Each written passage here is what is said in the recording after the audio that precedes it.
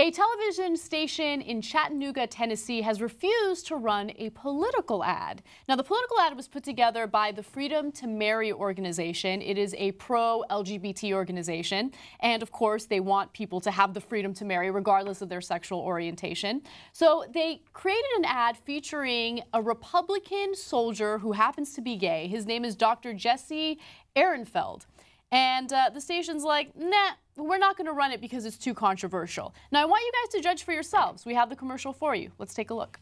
I'm Dr. Jesse Ehrenfeld. I'm a Republican, I'm a doctor, and I'm a soldier. As a military physician, I take care of other people's loved ones who are wounded in combat. But here at home, I'm fighting a different fight. Because I'm gay, I'm not allowed to marry my partner here in Tennessee where we live. I was able to stand up and put my life on the line for the freedoms that we all enjoy, and yet I don't have the freedom to marry my partner, Judd. Support the freedom to marry, because freedom means freedom for everyone. Whoa! I mean, boy, did that set my hair on fire there. I mean, our children are watching. Okay, can I just say, let me say a few things. First of all, I find it hilarious that all of these different television stations, whether it be a cable news station or a local station, will run political ads where these piece of shit politicians lie to us about whatever they want. That's not controversial, but someone talking about his experiences as a gay man, that's controversial, really? So let me get this straight. A commercial that tells the truth is too controversial for Chattanooga, Tennessee, an NBC-affiliated station, I should say. But politicians lying to us, that's not bad. By the way, the politicians literally have a right to lie to us. That went to court, and they said, yes, you can't get into the nitty-gritty of whether it's false advertising or not. They're allowed to do that. So a guy tells his life story in a way that's compelling, can't have it, right? Politicians lie to you, that's perfectly legal.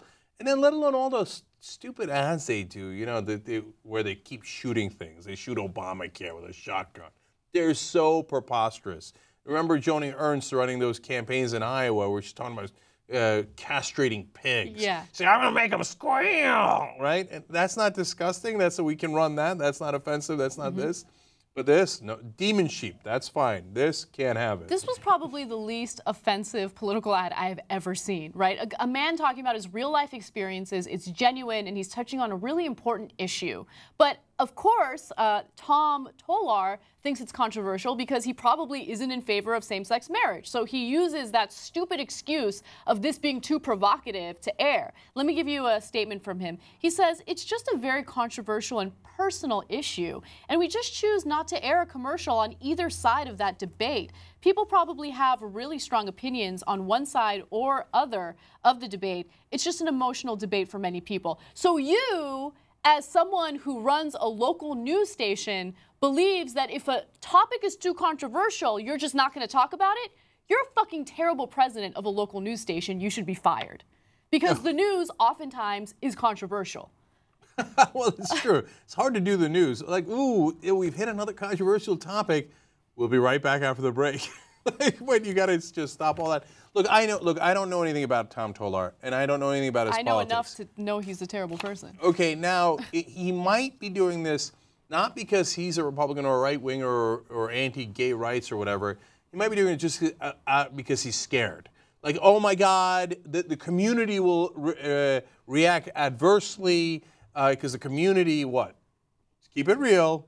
Doesn't like gay people. That's what your assumption is, right? And you might be right about that assumption. I don't know, right? But you're saying, I'm not going to run this ad that puts gay people in a positive light because I think my community hates gay people and doesn't like seeing them in a positive light. And I'm a weak individual who can't handle a little bit of criticism, so as a result, I'm just going to pretend like this issue doesn't exist at all and ban the ad. Right. So now that's the best case scenario. The worst case scenario is he's in that community and thinks, I'm not going to run that ad of that guy looking all like, oh yeah, he's a patriot or something when he's gay.